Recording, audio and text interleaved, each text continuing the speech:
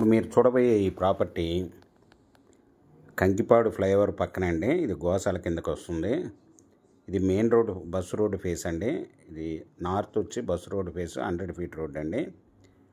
East వచ్చి 24 అడుగుల road. ఈ north east corner commercial plot అండి. ఇది ఈస్ట్ రోడ్డు ఫేస్ వచ్చి 76 అండి.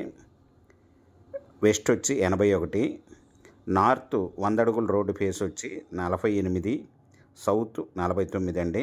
మొత్తం 423 స్క్వేర్ యార్డ్స్ కమర్షియల్ ప్లాట్ అండి.